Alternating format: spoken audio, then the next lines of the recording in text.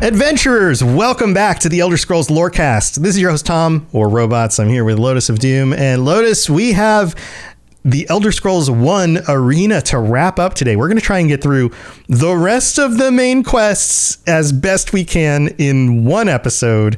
Yeah. It's a lot to cover, but I think maybe we can do it because it gets a little repetitious. Yeah. We won't have to go quite as in depth as we did with the first couple. And I mean, we're trying to glaze over some of the stuff, but it's like some of these you're going to get a pattern pretty quick as we go through. And it's just the story bits that we'll kind of like focus on. Right. So the typical pattern is you need to go retrieve a piece of the staff. So you head off to some part of the world. You go on some little quest, meet some person who knows where it is. You have to get something for them.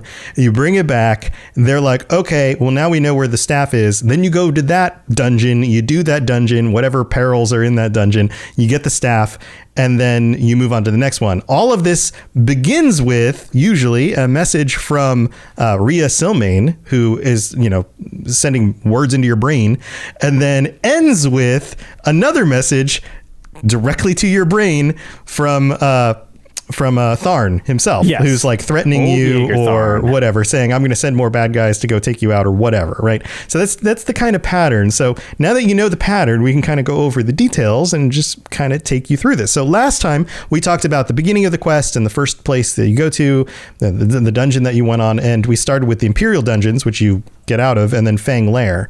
Those are the first two steps.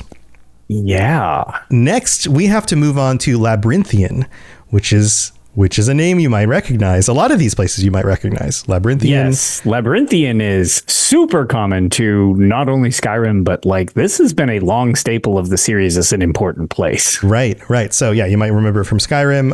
Eventually we go from Labyrinthian to the Elden Grove, to the Halls of Colossus, the Crystal Tower, the Crypt of Hearts, Mirkwood, Dagoth, or the Place, and the Imperial Palace. So that's what we're getting through here. So let's start with Labyrinthian. On your way to doing that, you get this dream. You get the next piece. You've already gotten the first piece of the staff last time when we talked about the stuff that happened last time. But now you get this other image, this other dream in your head. And Rhea says, it seems that you were well chosen. I see that you have won the first piece of the staff. That in and of itself is not a simple task. Tharn, it seems, is not as concerned with you as I had thought he would be. Perhaps he thinks you dead or lost in the sewers from which you escaped. That as well, for I have discovered the second piece's location. There was once a great maze built by the Archmagus Shalador. Everybody remembers Shalador. Yeah, I was going to say, everybody remembers Shalador? Yeah. To guard what he called Glamoril, the elven term for the secret of life. I know not the location of the great maze, which was called the Labyrinthian, but somewhere in its twisted corridors lies the second piece of the Staff of Chaos. Shalador, according to the old text, made his home in this fortress of ice. He would not have built the Labyrinthian far from his home. I would search to the north for such a place. Thus, you're going to Skyrim, right? I wish you well on your journey. So then you set off, right? Lotus, you go to, travel to the Mages Guild in Winterhold? Yes. So one thing to note, which is kind of important as we dive into this, we're going to say the location you head to. This game does not have quest markers. Right. This is all incredibly nebulous in game. Like you get these directions. So it's like, okay, so we're heading to Skyrim area. We can piece that together. Which city we're going to, total, like, gotta give it your out. Best. Yeah. And then narrowing down the clues relates to, they don't just say go to the Mages Guild. You basically have to ask around town and try to be like, hey, ever heard of Labyrinthian? And people are like, no, get away from me. You're a monster. No, and you're like, weirdo. Yeah, you're a weirdo. Why are you looking at me like that? Right. Asking me weird questions. And you narrow it down to get the information. It's like, well, somebody at the Mages Guild might know. And that's where it kind of triggers off. We're going to streamline past that because that was a good 16 hours of my gameplay probably was trying to figure out where to go. Right. So each one of these sections, you'll probably go through something similar to that. So we're just going to give you these are the cliff notes. So we're going to Winterhold. Going to Winterhold. We have to talk to the Mages Guild. We are then tasked with infiltrating the Fortress of Ice to recover a magical tablet. You return the tablet to the Mages Guild, and that's when you learn the location of Labyrinthian.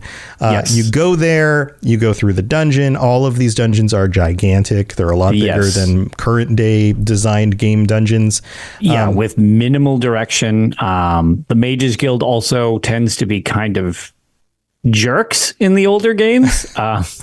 And they give you just the minimum of what you need, and you obviously had to do a trade to even get this information. They could be trying to save the world. Nope, doesn't matter. First, help me out, and then maybe I'll consider it. And then they just send you to the Fortress Life. No help. Just figure it out. There you go. Just head over there. So you do all that stuff. Eventually, you go to Labyrinthian. You figure out the puzzles, all the stuff. Take on the monsters. Through the labyrinth. And you get the next piece of the staff, which then follows up with an ambush. And this is kind of the pattern here, is that you finish the main quest, you get the next piece of the staff, and then at whatever the next random monster encounter is, you get a brain message. We need a fun word for brain message. No, I think I get brain mail. You get a brain message. You get brain mail. They send it via Memospore. Memospore brain mails. It's a callback for everybody. From Tharn, who says, "You have survived the tests most dire. Continue along this path, however, and you will face such things as to make your very heart freeze." Whoever wrote this dialogue, you will face such things as to make your very heart freeze. Like, nobody even talks like that, but okay. No. And on top of that, so something that's a recurring thing, again, we'll kind of make reference to it now because there's a few of them that happen within Labyrinthian and the Ice Fortress. I would joke I just called them riddle doors, but the doors that are enchanted, locked in this game, they, I guess, speak to you. I don't know, words just materialize in the middle of your screen. It's more brain mail. More Memospores, more brain messages. And you literally need to solve puzzles. He wasn't being metaphorical when he was like, oh, you pass these tests. No, they're literally tests. Like, they ask you riddles. And if you get them correct, the doors open. If you get them wrong, the door opens, but usually some type of horrible side effect happens as a result. Which is a feature that, I don't know, maybe they might want to consider bringing back every now and then just to grief people. It's kind of... But it's the way D&D adventures stream. Like, we had a lot of fun with them. Yeah, it's the way D&D adventures work, right? Like, you give your party a puzzle. If they solve the puzzle, great. You open the door, you go in. If they don't solve the puzzle, maybe something happens. It triggers a trap. Monsters show up. Whatever. There's spiders or astronauts or very, very much D&D influence, like we've talked about. Well, so he says he will face such things as to make your very heart freeze. I will save you the ordeal, for my servants approach you even now. From your mangled corpse I will take what is mine. Mwahaha. And of course you dispatch the enemies. Evil laughter, of course. Right. And you dispatch the enemies, and then you move on to the next area, which is the Elden Grove. So you fall asleep again after taking care of these enemies who are dispatched to kill you, and you get another brain mail, again from Rhea Silmain, who writes, I would congratulate you on retrieving the second piece of the Staff of Chaos, but dire portents have I seen. The third piece of the staff lies somewhere in the Elden Grove, ancient home of the elves. The Elden Grove is said to be the birthplace of the sacred first tree. The sacred first tree, as we all know in you can kind Elder of see Scrolls where lore. Elden Root is coming about and all of that, but hasn't quite formed as concretely as we see later in the series. Again, this is one of those situations of the bones are there during its construction, but it's in the preliminary stages. Elden Scrolls. Elden Scrolls. Yeah, Elden Root. Elden was in my brain. Elden Ring. Elder Scrolls.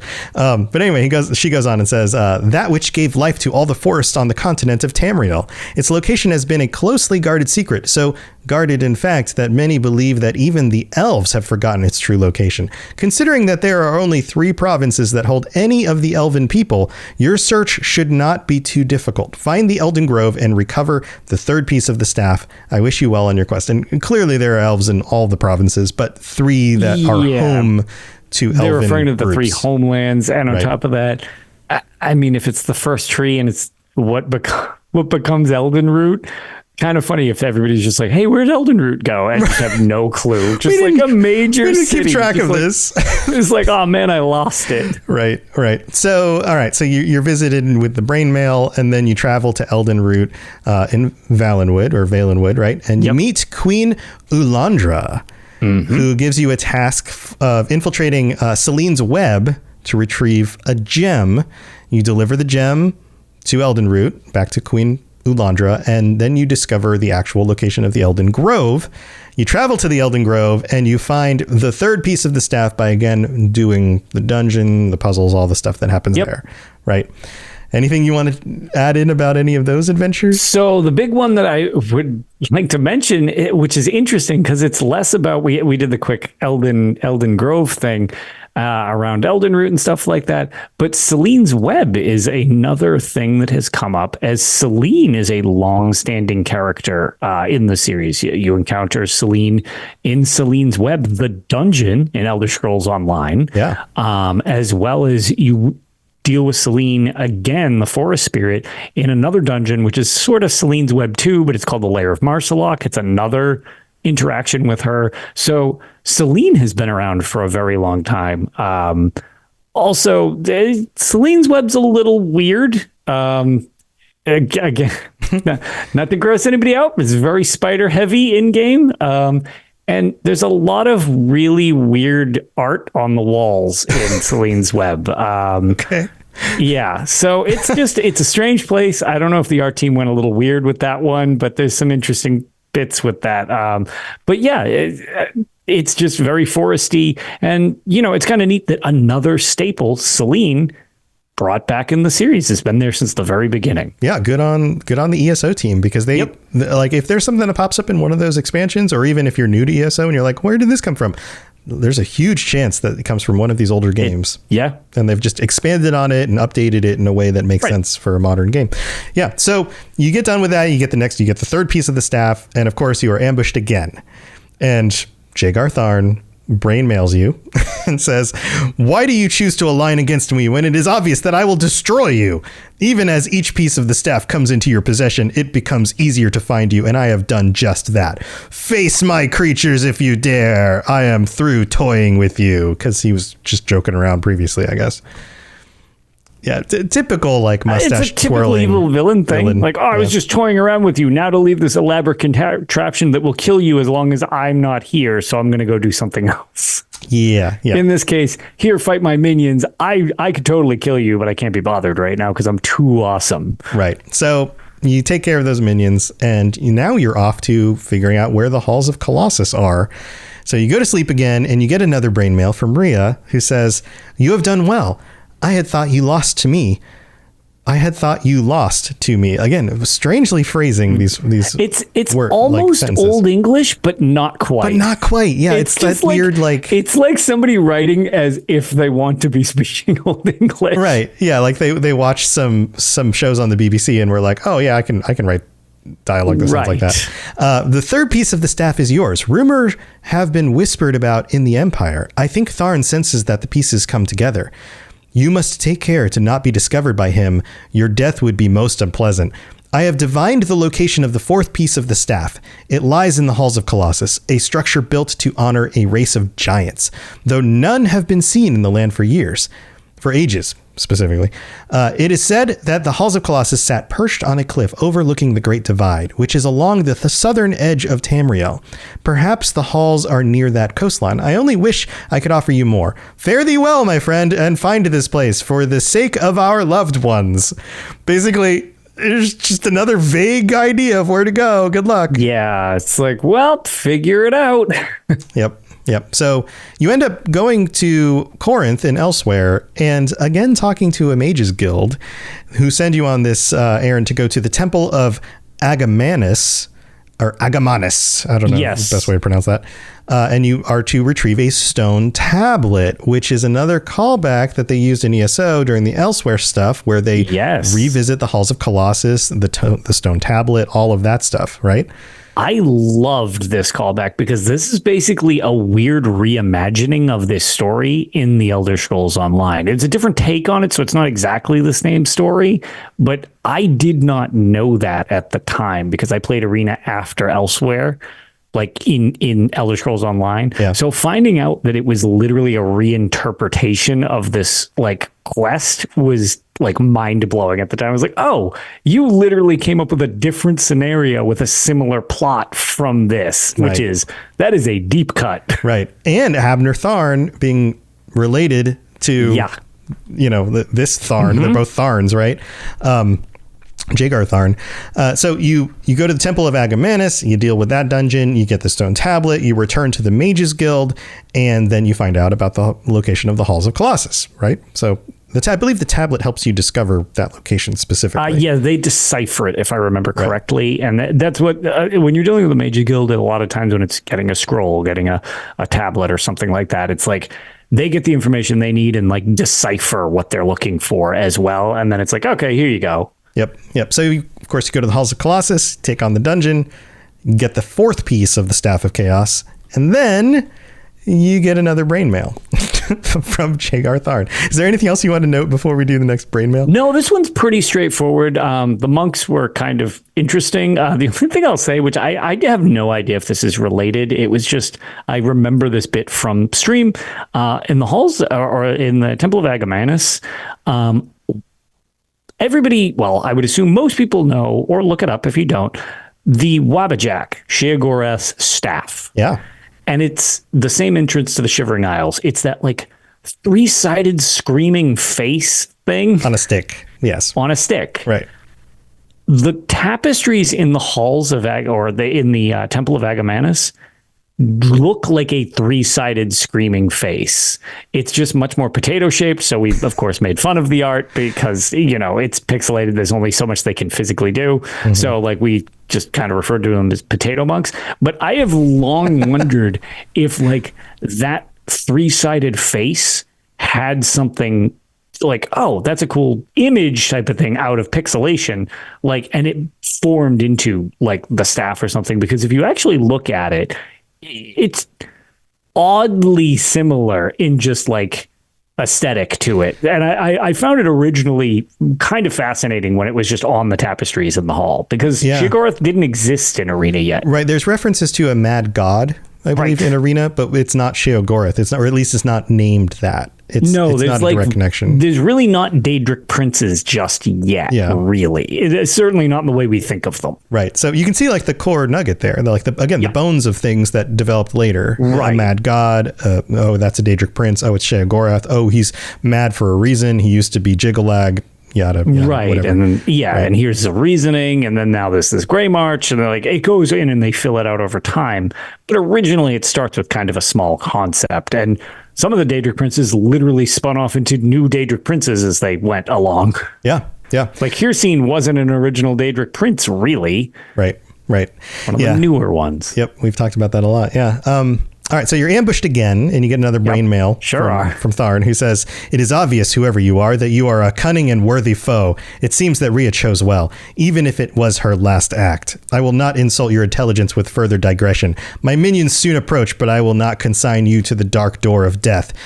You have proven your worth. Once you are killed, I will raise you to fight for me as one servant."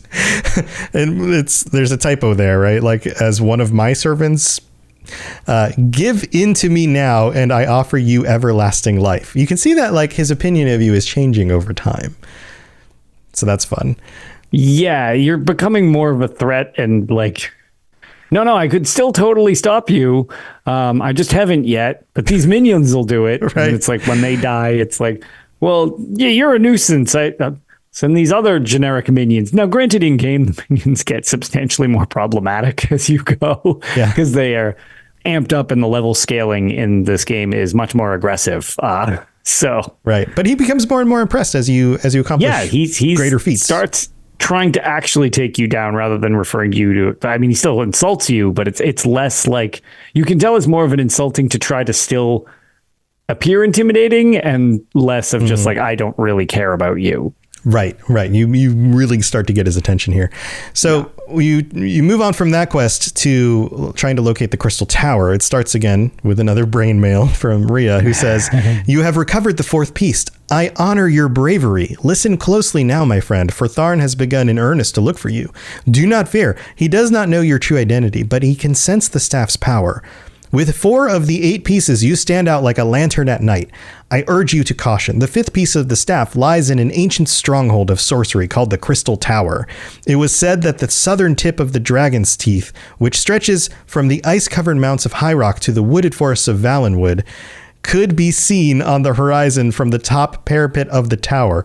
This would lead me to believe it is not far south of the majestic mountain range. You must find the tower and gain access to recover the 5th piece of the Staff of Chaos." So there's a lot here. I mean, the Crystal Tower, again, shows up in ESO.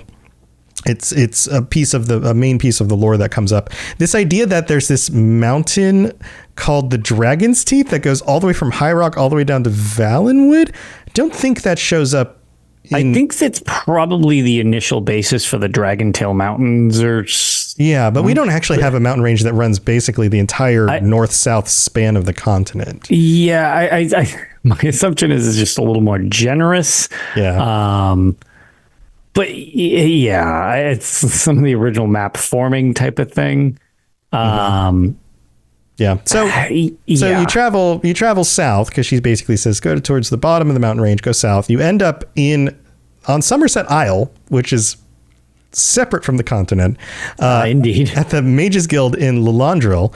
And you retrieve a diamond from the priests in the Temple of the Mad God, which we talked about. The Mad God shows up. It's kind of funny. I actually forgot that this was directly next in the order. So it was like, it's here we go. Yep. So you do that dungeon.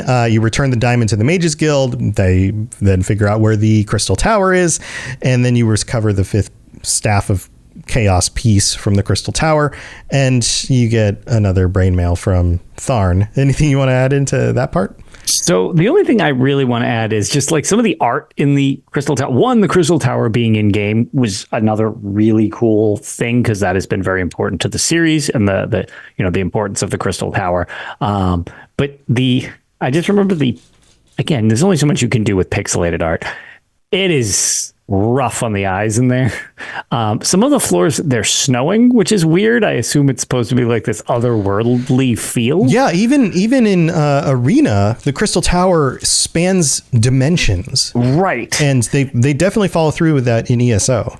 Yes, and it's kind of neat because like one of the floors is like not Christmas themed, but it's like, okay, this floor is winter, but it's inside. Santa Claus is there. Mrs. Claus is there. He's just hanging out with his reindeer, rain guar.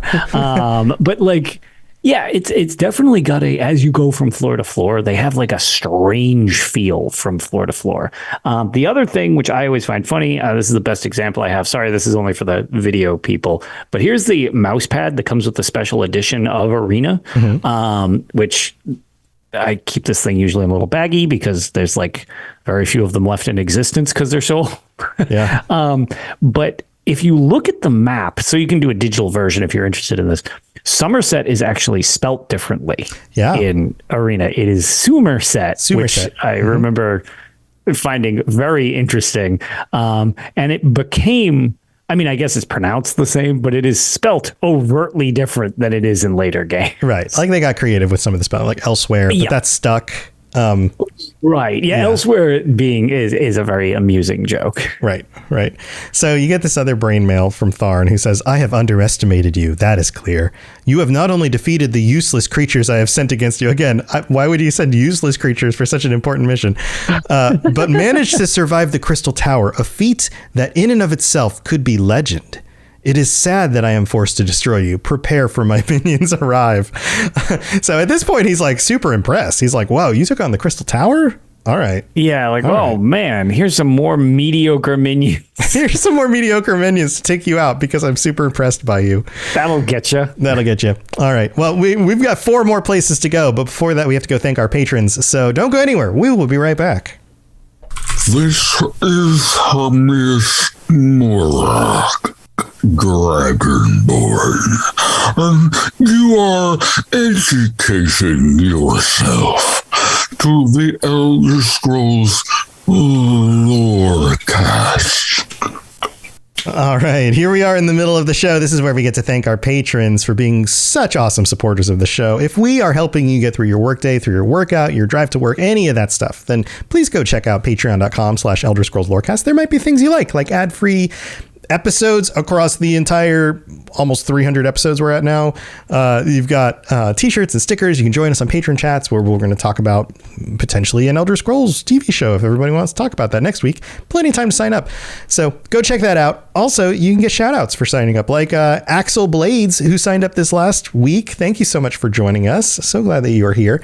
And our Daedric Princess, who gets shout outs every week. Blinding Vision, Hircine, just a little bit of chaos, and Kira C. Thank you so much for your support. And to all 112 of our current patrons, thanks for being here. Thanks, we everybody. really do appreciate it. Also, if you'd like to help out in other ways, you can leave a 5-star review on Apple Podcasts. You can rate the show on Spotify. You can share it with your friends. There's lots of other things you can do. And if you do leave a 5-star review on Apple Podcasts, we'll read it out on a future episode of the show so you can get your words on the show. And that's all just to say thanks for supporting us and keeping this going. We really do appreciate it. All right, let's move on with the rest of Arena. You're listening to the Elder Scrolls Lorecast, dear child of cities. That is why the Night Mother loves you. All right, so we are now off to discover the location of the Crypt of Hearts, and we get another brain mail from Rhea. We go to sleep. Of course, we get this little dream, and she says, "It has become a habit, congratulating you on your success. Still, there are 3 pieces left, and what guards them only the Divine Lady may know." The Divine Lady. Do you know who the Divine Lady is, Lotus? I mean, it could be a number of people. I'm not sure which. I feel like there's a lot of options at this point in the series. Yeah. A lot of options. Right. I've spent many a day searching the ethereal planes for some clue as to the location of the 6th piece of the staff. This is what I have found. The piece was sent to a place called the Crypt of Hearts. I have no clue as to the location of such a place. The price for the little knowledge I have was exacting.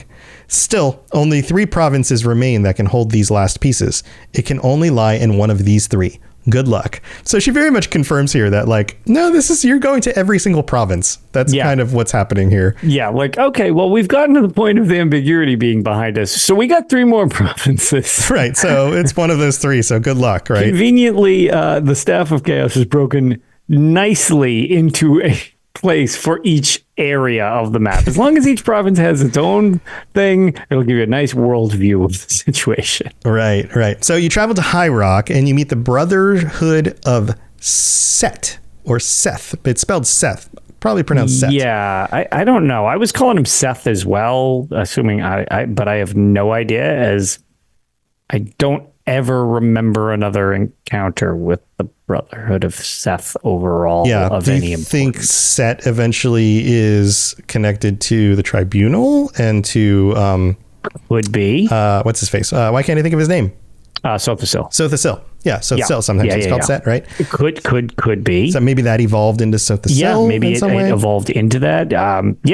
Again, very, very possible that this was bones of something else. That it was like, oh yeah, no, these are his acolytes or whatever. Right. Now, why that would be in High Rock, we don't really know. But you go through the mines of Kuras to acquire the map to the Crypt of Hearts. You have the Brotherhood decipher the map, and then you figure out where the crypt is. So again, like intro dungeon, main dungeon, and then you go to the crypt and you retrieve the 6th piece of the Staff of Chaos. So, any thoughts on this part of the adventure? No, the mines are actually like pretty generic. Again, places that are neat to see in the series. It's kind of neat that they send you to Camlorn because you hear a lot about it, but then not a lot of Camlorn action throughout the series. So it's kind of neat to be able to see another one of those. This one's like a little more. Crypt of Hearts is another, it's again, a dungeon in Elder Scrolls Online. Crypt of Hearts is actually really, really common in the series as well. It's another place like Labyrinthian that is very frequently found. It's actually the main site of the final battle in Elder Scrolls Travel Shadow Key. Like it's in a lot of games, which is kind of weird. Yeah, and by the 5th age, it becomes a resort. Yeah, exactly. They decided to clear out all the bodies and then it just turns into a resort. It's so popular. People just want a vacation there. Yeah, people can't stop showing up. Somebody's going to be like, wait, what? It does? Wait, I don't remember that. This is a joke. I'm just joking. Well, it is a graveyard, so they just got to put up some fences to keep everybody out. They're all dying to get in. Sorry, there's your dad joke for the show. Oh, boy. But the other thing is I'm pretty sure last episode I mentioned how cool the pixel art is because you get a little loading screen each time you travel to one of these major locations.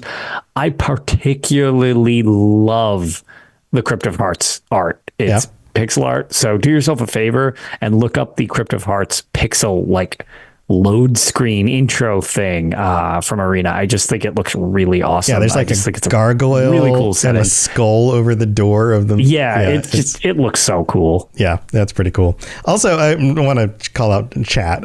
Chat is discussing who the Divine Lady might be. Yes. Outlander Frog says, Insta Thought calls for Meridia. Hircine writes, and the Divine Lady is Almalexia, because we set Almalexia, right? Yeah, and my thought was immediately Azura when we had said it. That was where my, and my brain kind of jumped through a number of them as well. And I was like, well, it could be any of these people. So I appreciate the idea that it's actually a plot twist and it's actually just Mehrunes Dagon. Yeah, right. That one's funny too. Yeah, good. Nice one there. But yeah, you get ambushed after you get the staff piece, and then you hear from Tharn again in your brain, who writes, you have rejected my offer of everlasting life and defeated the Crypt of Hearts. Your list of accomplishments grow. You will not, however, accomplish the forging of the staff. My forces are inexhaustible and you will succumb. Prepare for my servants arrive. And again, you're attacked by some random monsters that show up. Okay. This is the point where I feel like my forces are inexhaustible or whatever. Okay. So in other words, this is for anybody who's ever maybe seen this show Futurama. I feel like this is like, I have so many crappy minions. I'm just going to have you kill so many you eventually just get worn out and then they'll just get you once you basically hit your kill limit. It's like, darn, maybe at this point, maybe send some more useful things because these guys this is just sending these things out. It's like, oh man, his blade isn't dull from killing all of my minions yet. Send more minions. Right. Yeah. Okay. Thanks, Tharn. Yeah, thanks, Tharn. So we're on to the next piece. We have to go to Mirkwood, which everybody remembers Mirkwood, right? As soon as I saw when this popped up in my playthrough of it, I was like, okay, this one seems like copyright infringement. Right. Mirkwood was an actual place in The Lord of the Rings and The Hobbit. Yeah. It's spelled a little different. But I was going to say it's spelled a little different though. But it's just like this one, I was like, woof. Yeah, it's spot on, other than the spelling. So you get another message, another brain mail from Rhea, who says, Tharn is livid, scattering about the Imperial Palace like a rabid dog. You have caused him no end of worry. I am sure the wizard's minions are tracking you. I will say no more, lest I tempt fate. You seek now the 7th piece of the Staff of Chaos. I have found that this piece lies in a place called Mirkwood, the dark forest that ever moves. There can only be one of 2 provinces left that can hold this forest, Blackmarsh or Morrowind. I would start my search in one of these. And we clearly know that Mirkwood is not Morrowind. It's in Blackmarsh, right? But it's interesting because Blackmarsh and Mirkwood are like, Mirkwood is the forest, Blackmarsh is the place, but now we just kind of use them interchangeably. Right. And again, this is definitely one of those early formation things. And I sort of wonder if the reason they ditched the name Mirkwood, like jokes aside, like I feel like maybe that one needed to be differentiated a bit more as the series progressed. I'm like, maybe we shouldn't use something called Mirkwood. Right. Yeah. And also the dark force that ever moves. I wonder if this was like the early bones of the trees. Yeah. Yes.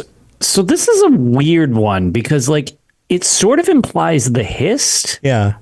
But they don't really move. I mean, right. So then you have Fallenesti, but that would be over where we were originally in like Valenwood and stuff like that. So like, did these split off as topics? Like did they have the idea of the moving city with Fallen Esti be one direction and the sort of sentient, not entirely sure what the hell's going on with the hiss thing, Right, yeah. go off in another direction? Like, was this like the idea behind it that split into two, like, oh, let's flesh this out, but they flesh it out in two different ways?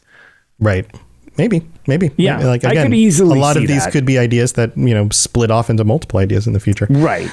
So you travel to the Conclave of Baal in Blackmarsh and speak to its leader. Conclave of Baal, Baal. This Baal was actually a deity, like a Middle Eastern deity. If you go back like 2,000-3,000 years, that was worshipped by people in the Middle East and regions around where Israel is now. So when Baal comes up in fantasy, it's usually the name of like a demonic entity or a devil of some sort, which tracks with the evolution of world religions and seeing these other minor deities as being demons from the perspective of, say, Christianity. Right. But also Molag Bal. Yes. There's kind of the bones of that in there, right? Right. And so as Weather pointed out in chat, actually, the Molag Bal thing, I think, is an interesting tie-in because, again, Molag Bal himself is basically almost like he's one of the two major, hey, this is as close to like a Satan entity Right. as the series has. It's kind of a little Mehrunes Dagon and a little Molag Bal. It depends on your flavor of the day type of thing. But this seems like very much that. Like, okay, we have a creature called Baal. It's this demonic entity, maybe type of deal. And it's like, okay, this became Molag Bal. It's just like, had we had the information we have nowadays, most likely to be like, yeah, okay, it's a Molag Bal cultist. Like, Right. it's like the Conclave of Baal. All right, it's fine. It's Molag Bal cultist. Right. Yeah. Today, that's what that would mean. So Sure. you then go to the pre-dungeon. Well, it's a dungeon, but it's like the smaller of the two. Yeah, called the Volta Germain or whatever. Yeah, or Germain. Gemin? Gemin? Yeah, It's a maybe G. Gemin is how you pronounce that. So yeah, so you go to the vaults, you get another tablet, which you then take back to the Conclave, and then it reveals the location of Mirkwood. You go to Mirkwood, you do that dungeon in order to get the 7th piece of the staff. And what is Mirkwood? Mirkwood is kind of a different kind of dungeon compared to the others. So Mirkwood is a dungeon in the way that the game needs to have segmented areas that you load into Right. to explore. Right. It's not just like a big open world that just continues to load as you travel. Right, which the overworld kind of is, but then like when you go into locations, towns and stuff like that, you like go to the door, they let you in, like, and that's Right. how? Load Like, screen. Right. right, yeah, and it's like this is how you get in and out of dungeons and random caves and stuff like that. The thing with Mirkwood is you go into Mirkwood and it's basically you enter the dungeon like it's a dungeon, but then it's essentially an outdoor forest. Like you're out in a forest and it's sort of a hedge maze. It's super foggy, like that. It's kind of a really neat like haze effect they put on where it's just like they have cloud cover and it's super low down. So it's actually kind of weird because It's a spooky obscures you- fog. Yeah. yeah, it does. And it obscures your ability to see enemies, which sucks for ranged enemies because they will wail on you before you can even like really see them in a lot of cases.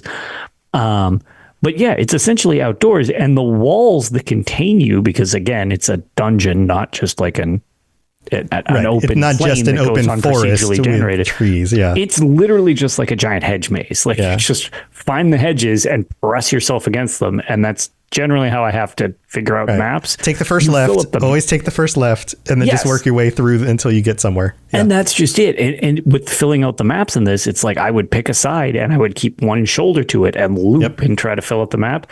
The hedges let that happen. So that's how it's an enclosed space in a quote unquote dungeon. Right. So you get the next piece of the staff. You get another brain mail from Tharn, who writes to you in a mail, who says to you, you amaze me with your tenacity. This game, however, is at an end, and you may already know the final piece of the staff is in Dagoth Ur. That sounds disgusting. If you think of that as a person, that sounds gross. That and sounds... also, way to break the fourth wall, Tharn, because the game is almost over. Also, how did that get inside Dagoth? Do you swallow? It's best not to think about it. In the province of Morrowind. Thanks. It's the only one I haven't been to yet. So I love how he's just like, screw it. At this point, you're figuring it out on your own. Just to help you. Might as well just help you.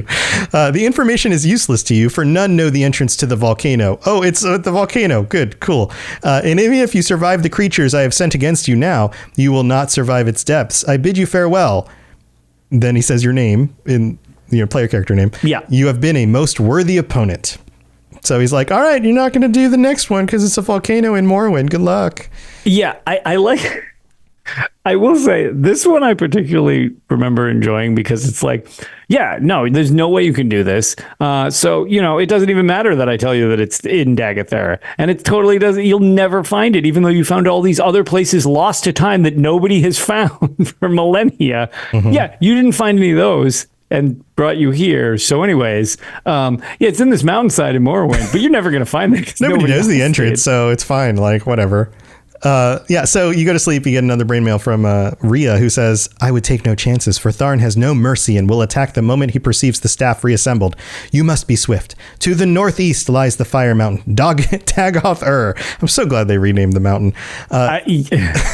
Somewhere in its volcanic depths is the final piece of the Staff of Chaos. The entrance to that fabled mountain has disappeared with the dwarves that mined it. This is the origins of the Dwemer. Yeah. So this is still like, this has been here since the very beginning, which is really cool. Yeah. There may still be those who know of it, however. Find the entrance and enter the volcanic catacombs and return with the final piece of the staff. We are so close. I wish you well. So you travel to Ebonheart in Morrowind, right? And you speak to its ruler, King Kasich, who comes up in other parts of the lore. And you're tasked with recovering the Hammer of Garen from Blackgate. And of course you get that, you bring it back, you discover the entrance of Dagoth Ur, and you get the final piece of the staff, and then you're ambushed again. So yeah, what is this fiery mountain like in Arena? So it's kind of like the caves that we were in before. But so one thing that is pretty cool is when you are in Morrowind, in any of the like in any of the cities or the towns, specifically, I think you just need to be within a certain radius of like, okay, you're in Morrowind, so this shows up in your background because they have varying backgrounds, like for your skyboxes.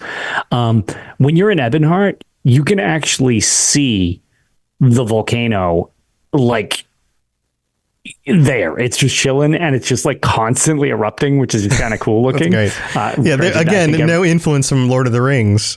No. And definitely everybody wouldn't be dead if the mountain or the volcano was just never not erupting. This is a great place for a town.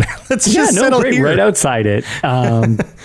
But yeah, so it's pretty cool. And then the idea of Dagoth Ur being like a focus of a location rather than Dagoth Ur, which we'll discuss way more in depth when we get later on in the series. And it's like, yeah, Dagoth Ur is like this entrance in the mountainside that they haven't really done a lot with, where it's like, okay, well, there's the island of Ardenfell, like you've got that, but then like the area of Morrowind proper is still attached to the mainland. It's the volcano island of Ardenfell itself that is like separate. You just get to where you need to go in a Arena. It just happens. Yeah, right. So you get through that, and there's 3 levels to this. It's like you're climbing up the volcano in a way, right? Like kind of. Yeah, so here's the thing: there are 3 levels, and the interesting part is sometimes you climb, like throughout the series, sometimes you do climb up, sometimes you climb down, and it was marked by a color. It's like, I believe it's blue goes down and green goes up, or vice versa. I forget which for the marker, but it's kind of cool because it does change. Like this one gives you, and it's just showing you flat plains. You're not physically, you go through the load screen to get to them. Sure. in Dagger you're literally going down into the mountain, which is pretty neat. That okay. is different Cool. from when you were going up in the tower or something like that. Right. Okay. Yeah. So you end up in kind of like this main chamber with like lots of lava. It's down like stuff at the base, kind of like it's very similar aesthetically to Fang Lair right at the start with lots of lava, lots of caves, lots of literal tram systems. You don't use the tram systems, but it's like, oh, these are minecart things. Like, yeah, right. So so you get the staff, and of course you get another brain mail from Tharn, who says, "I congratulate you on your success. You have discovered, however, what I have known all along. The staff is drained of all magical potential. I did it myself before scattering the pieces across the realm. Dun, dun, dun. It is a useless stick, good for churning butter or rowing a boat, but not for saving the Emperor. Come find me if you dare, and I will relieve you of any further burdens you may have to face. My legions await." Yes, the legions that we can't stop murdering. Right. So literally can't stop killing them. Right. Twist, this thing doesn't actually do anything. Or does it? Because you head back to the Imperial Palace. You travel to the Imperial City, and you go back through like the palace dungeon. Yes. So you actually, it's kind of neat because yes, you go back to the Imperial City where you essentially like got out of, and now you like basically counter siege Jaeger Tharn, which is interesting. It's much more difficult this time because you're not going through the sewers. You're actually like in the palace itself. But yeah, this is kind of the first time you're on the offensive, I guess. Yeah, it's basically you're coming for him, with this stick that is supposedly not useful anymore. And you discover that there's a jewel that holds Jaeger Tharn's life force, kind of like a Horcrux or like I don't know, if you're like a lich and you have a what's the word? Your phylactery. Phylactery. It's kind of like a phylactery, right? Like his life force is in this jewel, and if you bring the staff and the jewel together, it releases the life force. It's kind of like the key to the jewel or something. Is that kind of how that works? I think so. I mean, I think that's what they're going for. Yes. Yeah. So like, it's not you can't actually use the staff to fight him or to do anything like that, but it can unlock the jewel and releases his life force. And before you do it, you end up with this cutscene where Jaeger Tharn's like, "You must not. The jewel holds my life force." He actually says it. He tells you. Yeah. He tells you this. And then what that does is it releases and brings back Uriel Septim the Seventh back to this plane of existence or back to life or something. I'm still kind of foggy on how this works. It releases him from his little pocket plane that's right. that he's been stuck in. Right, yeah. But he's not actually dead. It's not like he's a spirit on that plane. He was kind of nestled away in that little pocket thing that he had them. It's just like, I assume it's the same place that Maik is always staying if he's not in game. Right. It's Maik's little corner of the world where he spawns in and out of. Yeah. So you bring him physically back. Right. And then he says, "Thou art a true child of the Empire. I thank thee for thy assistance. I have a particular idea as to the question of your service in mind. From this day forth, thou art named Eternal Champion. From thy hand thou shalt be dealt the needs of the Empire. I, Uriel Septim, true Emperor of Tamriel, do decree and thus make law. Arise, my champion, and take thy rightful place at my side." And then you are like, I guess, famous forever. Yeah, you're the new Eternal Champion. So the thing about this, which is worth noting, is Tharn isn't really that much of a boss fight. When you had mentioned that you basically don't use the staff against him, you use it to essentially mess up unlock the gem. Yeah. Basically, yeah. So you literally just get past him. He's a wizard in game. You have to basically just avoid taking tons of damage from him, get past him, and the second you interact with it, he melts. Like, that's the boss fight. He has no. Like, that was it. It was no health. Take the key to the lock, unlock, boom, done. Yes, it is incredible. There is a lot of buildup for this dude totally being garbage. Like, he is you just melt him like an ice cube. Which is kind of funny because it's I find it weird when games have all this build up and then the boss fight itself is incredibly anticlimactic. Yeah, that does happen. There's a few I can think of. So you melt him pretty quick, which is I guess somewhat. It's a pretty satisfying version of him melting. And the other thing, just because we're all Bethesda fans, I assume if you're listening to the show, you probably like these games, or at least moderately interested. Some people do listen to these shows and have never played the games before. Like, it does happen. But it's like more so, I would think you have an interest in the series or a related series, like you came over from Fallout, for example. Mm-hmm. One of the notes that I really appreciate, and it's one of the things that did happen to me a couple points, well, more than a couple points throughout my playthroughs of this, is there is a specific note on the UESP that I just thought fit really well here. Yeah, which one? Where be sure to save before taking the jewel, as the game will sometimes freeze when loading the final cutscene. Oh, God. Oh. Which is such a Bethesda. Can you imagine? Oh, I finally beat this game. I've traveled all over this gigantic continent, figured out everywhere to go, got every piece, and all of a sudden the game's like, oh, you're done. I don't think that happened to me. I'm pretty sure I read about that after, because I didn't look them up beforehand, and I was like, oh God. Like, I didn't, like, I say prior to the fight itself, maybe I did freeze. I don't know. But yeah, I just thought that was a funny note on that fight itself. Yeah. So this all ends with some text that shows up on the screen. And the text says, "You have proven yourself a worthy champion of the Empire, and such service shall not be easily forgotten.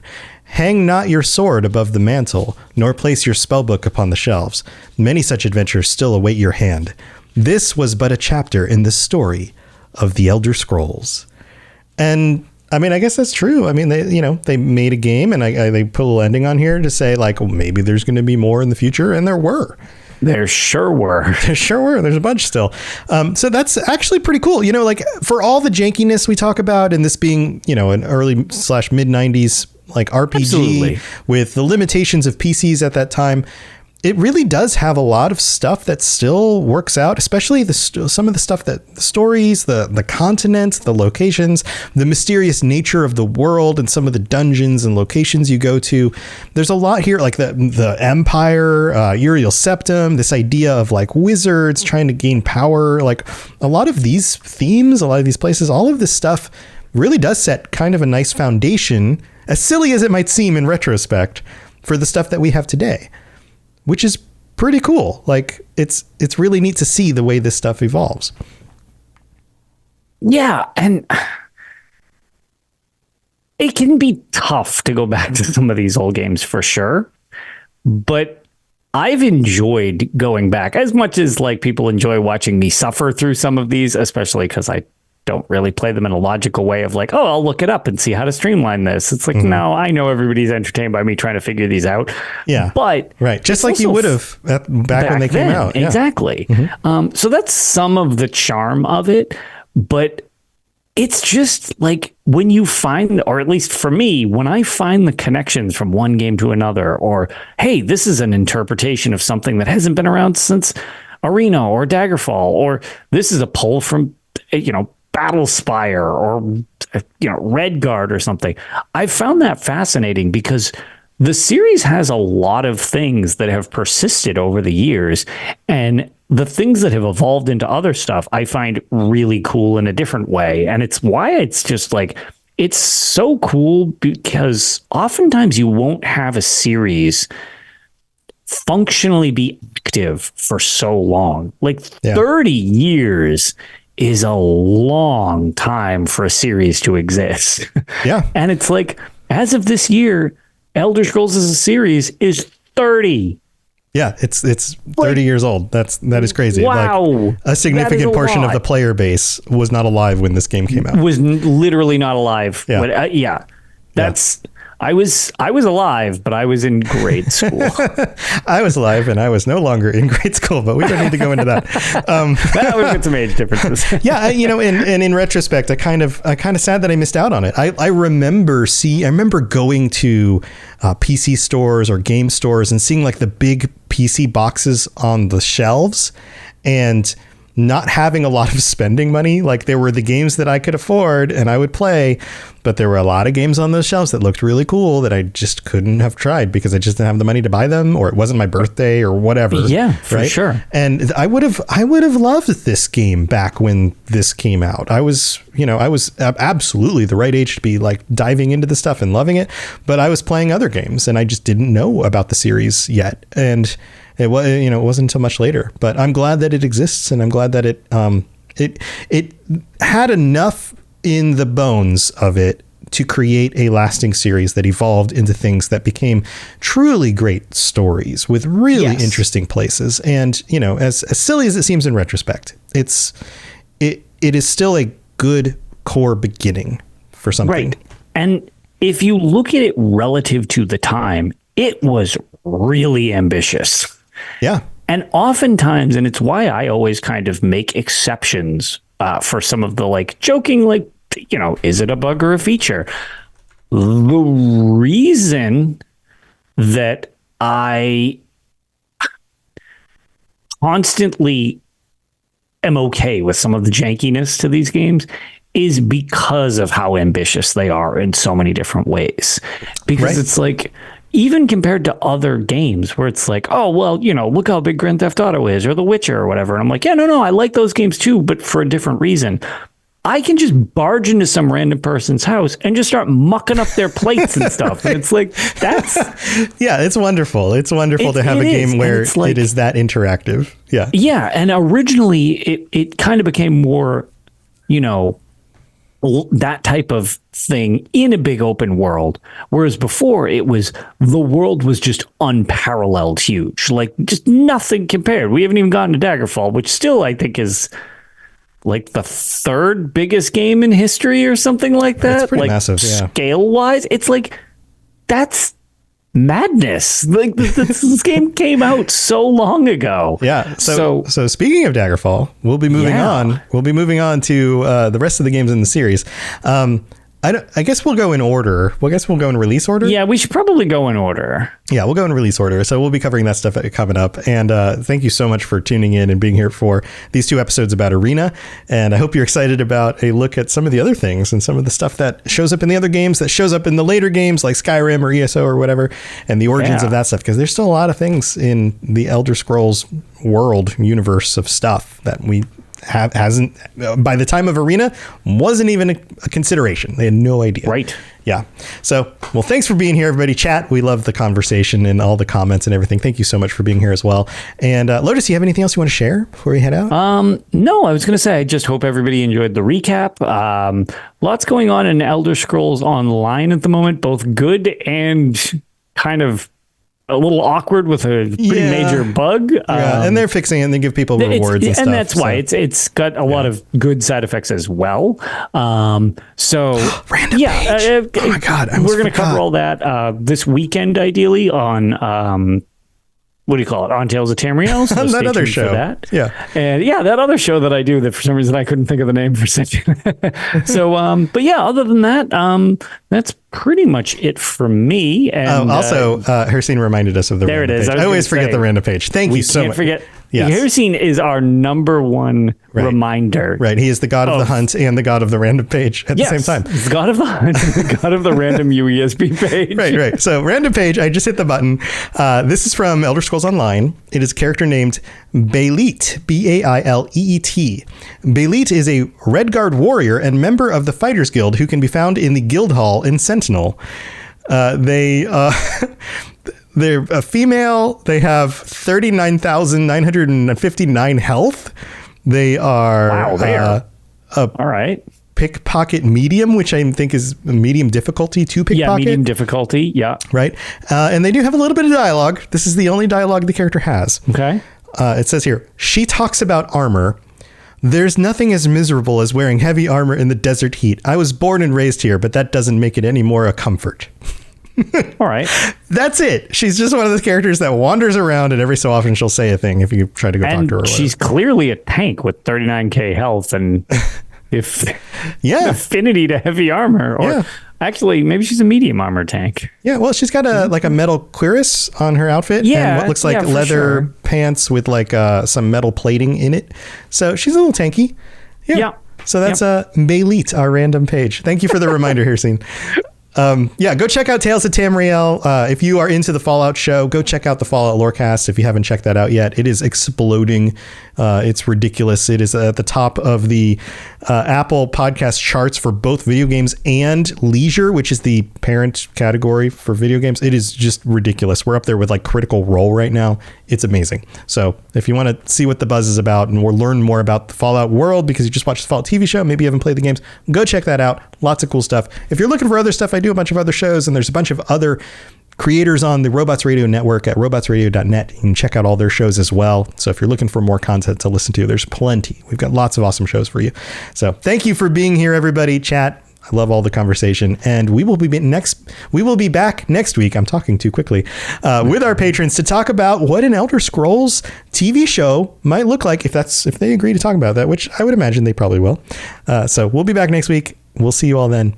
Stay safe out there. And the next time you decide to go on a journey to put a bunch of staff pieces together, maybe you make sure that they actually do something first. I guess they did a thing, just not the thing you expected. Just save before you try anything. Save before you try anything. All right. We'll see you next time. Bye, everybody. See you later. Thanks for tuning in to the Elder Scrolls Lorecast. Check out robotsradio.net for more podcasts just like this, and join us on the Robots Radio Discord. Be part of a community of over 5,000 people who are excited about video games and so much more. Robots Radio. Games, lore, stories, community.